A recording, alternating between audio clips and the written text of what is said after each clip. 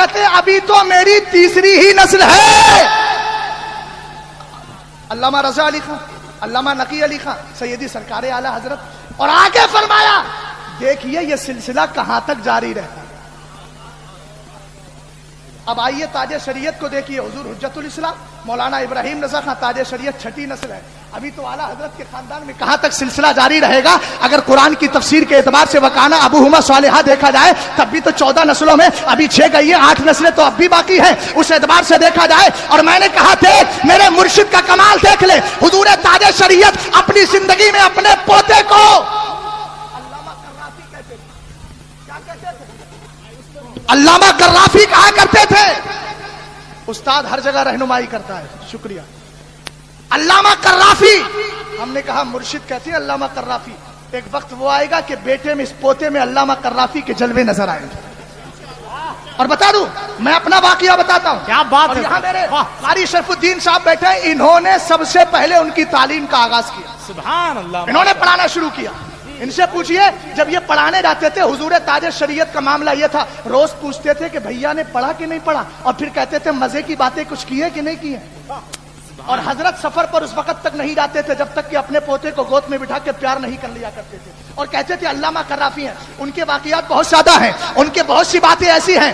ایک مسئلہ میں آپ کو بتا دوں، قاری شرف الدین صاحب قبلہ بھی یہاں موجود ہیں. اور ہمارے یہاں ایک بچہ پڑھتا ہے سادسہ میں، اس کا نام محمد حسن. یہ جودھ پور کا رہنے والا ہے. پچھلی سال حضور تاج شریعت نے جب الفردہ لکھی تھی تو میں اپنی تعریف نہیں کر رہا ہوں، حضرت کی کرم نوازی یہ تھی کہ چھوٹوں کو بلا کر بھی اپنے مقالے دیتے تھے، کہتے تھے کتابیں دیکھو. اس کے بعد حضرت نے مجھے 3 بار بلوایا اور کہا الفردہ فی شرح قصیدۃ البردہ تو پڑھائے گا تو پڑھائے گا تو پڑھائے گا. فقیر اس کو پڑھاتا بھی ہے، جتنی حیثیت ہے اس کے حساب سے پڑھاتا ہے. میں وہی کتاب پڑھا رہا تھا. بات چل گئی خاندان اعلیٰ حضرت کی. اس کے بعد میں معاملہ کیا ہوا، حسن کہنے لگا حضرت اگر اجازت ہو تو بتا دوں. میں نے کہا بولو بولو. کہنے لگا حضرت ایک بار میں تاج شریعت کی بارگاہ میں کلونجی لے کر گیا، شہد لے کر گیا. میں نے کہا ابا سے دم کرا لوں گا. حضور تاج شریعت سے دم کرانا چاہتا تھا کہ حسام میاں جو الجد میاں کے بیٹے ہیں ابھی اعدادیہ پڑھ رہے ہیں، 8-9 سال کی عمر ہے، وہ انہوں نے کیا کیا تھیلی چھین لی. چھیننے کے بعد کہا دم نہیں کرانے دوں گا. یہ پریشان ہو گئے آخر کیوں نہیں دم کرانے دے رہے ہیں.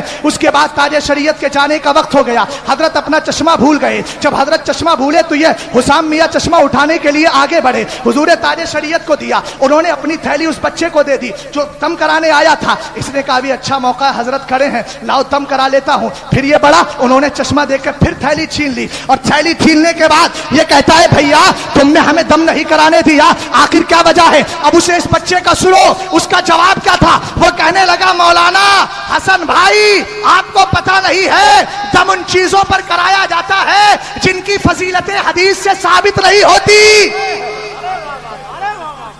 یہ بچے کا جواب. میری آنکھیں کھلی کی کھلے رہ گئی. میں نے کہا یار میں 22 سال سے اس لائن میں ہوں. واہ واہ سبحان اللہ. حضور تاج شریعت کے پوتے ہیں یہ. اور بولے یہ شہد اور کلونجی کی فضیلت اور اس کی شفا تو حدیث سے ثابت. واہ سبحان اللہ. ابھی انتقال کے بعد میں بیٹھا تھا، حضرت کے انتقال 20 کے بعد 20 دن گزرنے کے بعد میں گیا تو میں نے کہا بھیا میرا کیا ہوگا؟ تو معلوم ہے کیا کہنے لگے؟ وہ کرسیاں جو پڑی ہیں صوفہ ان میں سے بیچ میں تھوڑا خلا کیا. خلا کرنے کے بعد ایک تسبیح لائے تھے ساتھ میں. میں نے کہا تسبیح لے کے آئے ہو کیا کرتے ہو؟ کہنے لگے آپ کو پتا نہیں اس پر ورد پڑھا جاتا ہے، وظیفہ پڑھا جاتا ہے. میں نے کہا ٹھیک ہے بتاؤ میرا کیا ہوگا آگے چل کے. تسبیح کو کھینچا علامہ شکیل صاحب اور اسی خانے کے دونوں کے بیچ میں جو گیپ کیا تھا دونوں صوفہ اور کرسی کے بیچ، کرسی اور اسی تسبیح کو نیچے گرایا اور گرا کر کہنے لگے مرنے کے بعد سب کا یہی ہوگا. میں نے کہا کیا مطلب؟ کہنے لگے مرنے کے بعد سب کو یہی دفن کر دیا جائے گا، قبر میں ایسے ہی ڈال دیا جائے گا جیسے تسبیح کو گرا دیا. اس کے آگے کے جملے سننے. میں اس کا لالچی نہیں کہ میں اس لیے تعریف کروں تاکہ جامعۃ الرضا میں مجھے مدرس کی حیثیت سے رکھا جائے. میرا مرشد مجھ پر اتنی نگاہ کر گیا ہے کہ اگر حضور تاج شریعت کی نگاہ رہی تو کہیں جانے کی ضرورت نہیں ہے، سب کچھ ملتا رہے گا. میں اس لیے بول رہا ہوں کہ یہ عقیدت بھی ہے حقیقت بھی ہے. میرے مرشد نے مجھے عقیدت بھی سکھائی ہے اور حقیقت بھی سکھائی ہے. حضور تاج شریعت کا پوتا معلوم ہے کیا بولتے ہیں حسام میاں؟ کہتے ہیں اچھا تمہارا جنازہ بھی 3 دن رکھا جائے گا. سنیے گا. میں نے کہا بھیا میں کوئی تاج الشریعت تھوڑی ہوں. یہی جملے تھے میرے. تو بولے او ہو سرکار کا جنازہ بھی تو 3 دن رکھا झूठा सुन्नत साबित नहीं हो गई। क्या बोल रहे क्या बात है, वाह वाह वाह वाह, सुभान अल्लाह। बोलो। भाई जिंदाबाद जिंदाबाद। मैं कहता हूँ आला हजरत की बशारत अब भी चल रही है, बेशक बेशक, वाह वाह वाह, चलती रहेगी, बहुत अच्छा, जिंदाबाद जिंदाबाद। चलती रहेगी। हुजूर अज़द मियां साहब किबला कहते हैं एक दिन मेरे यहाँ दो खादिम आपस में लड़ गए और एक ने कुफरी कलमा एक के बारे में बोल दिया। तो जब इसने कहा कि तू ऐसा है, तो वो बच्चा क्या बोला, दूसरा वाला जिसके लिए कहा था चलो मैं ऐसा ही सही, तो गलत हो गया ना। अब अज़द मियां साहब किबला कहते हैं वो दो बच्चे मेरे पास आए, मैंने कहा भाई आपने तो गलत बोला है, आप तौबा कीजिए। हुसाम मियां खड़े थे, बोले इनसे भी करवाइए तौबा, इनसे भी करवाइए। अज़द मियां ने कहा इन्होंने तो बोला है इसलिए करवा रहा हूं, इनसे क्यों करवाऊं? कहने लगे इन्होंने अपने ईमान में शक कर लिया, जब तो ऐसी बात।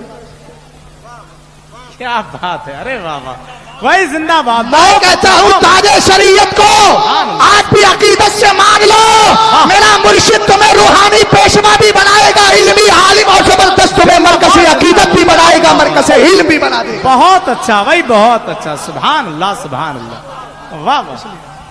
फोटो वाला भी हजरत।